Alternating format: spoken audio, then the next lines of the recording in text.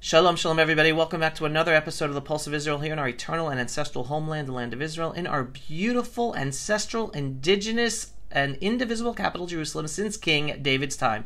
So yes, I have a little break from my IDF reserve duty. Here I am with my gun in between shifts. I was able to get out of uniform and make this video. And today I want to deal with the three top geopolitical challenges that Israel has to deal with that makes it hard for us to literally win this war. All right? Today's video is about the geopolitical challenges. Another video I'm going to make overall challenges. So let's get into this. Geopolitical challenge number one. Well, Iran. But Iran's not the challenge. It's the fact that Iran has received billions of dollars in funding from the United States and the Western world in business deals. Right? So again, the Western world, European countries for years have been doing business dealings with Iran, giving Iran money. The United States literally has given money to Iran. The Obama administration years ago, and these days, the Biden administration, billions and billions of dollars. Now, Iran is the number one enemy, not just of Israel, but the whole freedom-loving world. Iran calls Israel Little Satan and America Big Satan. Like, its strategy, its goal is to destroy America as well as Israel. Yet America's been giving it billions of dollars. What does Iran do with that money? It doesn't use it to help the Iranian people. And believe me, the Iranian people want freedom from the Islamic mullahs ruling a theocratic rulership in Iran. So instead of America helping the Iranian people get rid of the theocracy that is persecuting them, America's been giving billions of dollars to Iran that it gives towards its proxies, its terror proxies around the Middle East, and even around the world. But around the Middle East, to Hezbollah, to Hamas, to the Houthis in Yemen. What are they using all that money for? Well, Hezbollah and Hamas are using it to attack Israel. The Houthis in Yemen, they're not just using it to attack Israel, they've been using it to attack the whole freedom-loving world by disrupting sea passage for all the ships of commerce from the east to the west. So it's totally disrupting the world. And yet, America's been giving billions of dollars to Iran. How is Israel supposed to beat Iran, which has funded Hezbollah to have an extremely capable army in Lebanon with over 150,000 rockets aimed at destroying Israel? They use the money to arm Hamas. How is Israel supposed to beat that when it's U.S. funding, in addition to European funding, that's given all this money to be used against us? So that's geopolitical challenge number one. Geopolitical challenge number two is Qatar. But again, Qatar's not the challenge.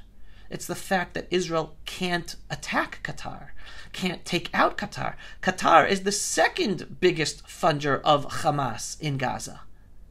So essentially, Qatar is Hamas. Qatar is behind the massacre of October 7th. It's behind Hamas holding all of our captives in Gaza. But yet, Qatar is also a strategic ally of the United States. The U.S. has its largest military base in Qatar. So Israel can't take out Qatar. But what's even worse is that America, and because of America, then Israel, treats Qatar as a neutral partner in negotiating the release of the captives from Gaza. But we just understood, Hamas is Qatar. Qatar is Hamas. It's Qatar who is holding our innocent Israelis captive in Gaza. All they have to do is say, Hamas, let them go. Right? But they won't do that unless we pressure them, unless America pressures them. But we can't do that because Qatar is a strategic ally for America. So Israel can't go after Qatar.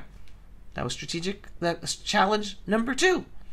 Then we have geopolitical challenge number three, and that's UNRWA and the United Nations.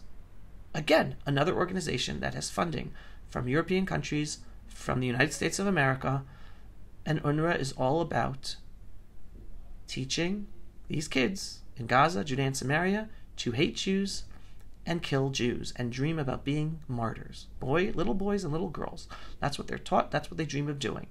Their kindergartens are about learning how to kill Jews. They get it from their mother's milk, and it's funded by you, by Americans, by Europeans, U.S. government funding, European government funding, international funding, UNRWA.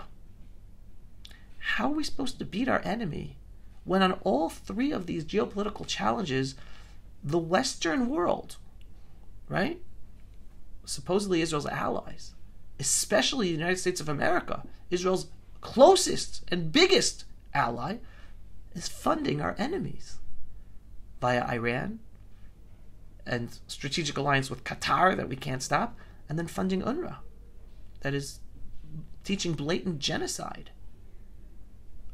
all with the support of America and the Western world. How are we supposed to win this war with those three geopolitical challenges?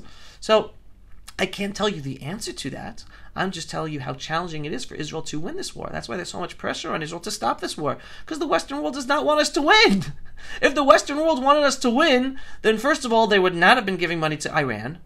They would be pressuring Qatar, release the captives in Gaza, or else we stop our strategic alliance with you. We pull out our military base from Qatar and put it somewhere else.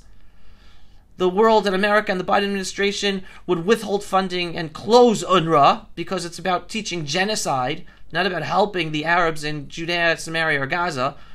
That's how we would know the world supports us in winning this war. But the world does not support us in winning this war.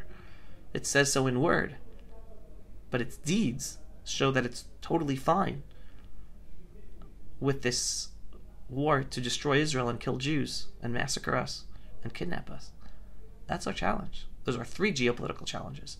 Now, again, you know me. I'm optimistic. We're gonna win. We're gonna win this war because we are the front line of the freedom-loving world, and the freedom-loving world, by ignoring the evil of this jihadi Islam that is already eating away within American cities and European cities, and again, it's much more accelerated in European cities.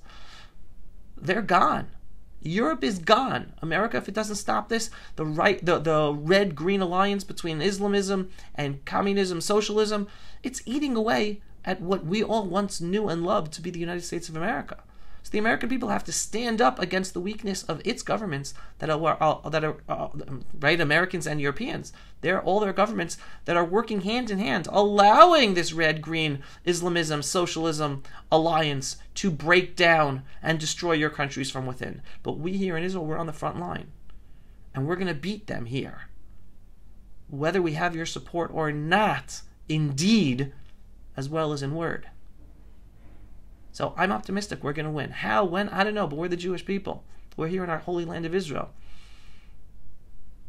We are the chosen people, chosen to make a difference for a purpose, not because we're better, with the chosen land for us, with the Torah, the 613 commandments we're supposed to follow here in our ancestral homeland. And the Jewish people were stronger than ever, more united than ever, even though things look so bleak, we look so weak. But no, the people, we are strong. And somehow, with God's help, and with our own fortitude and abilities, and our soldiers on the ground, we're going to beat this evil we're up against, despite the three geopolitical challenges I just told you about. But understand those challenges. Know they exist. And stand with us. And pray for the Jewish people. And pray for our holy IDF soldiers who are on the front line for all of us. For the whole freedom-loving world. Not just for us Jews in the Holy Land of Israel. So pray, pray, pray. Stay positive. Stick with the Jewish people, stand up for the truth and justice, and if you are not yet a subscriber to my Pulse of Israel videos, go to pulseofisrael.com and click to subscribe so you get the inspiring, politically incorrect truth about what's going on. And if you agree and support the messages we put out, then just click on the donate button every once in a while on pulseofisrael.com so we have the support, the financial support to do what we're doing and reach more people. In the meantime, signing off with praying to the one above and with the gun. That's the magic relationship, the magic partnership. Signing off here on our ancestral homeland, the land of Israel, and our beautiful, ancestral, indigenous, and indivisible capital, Jerusalem, since King David's time. Shalom, everyone, and thank you for watching. Pulse of Israel, frontline videos from the Holy Land. Support our work by donating today.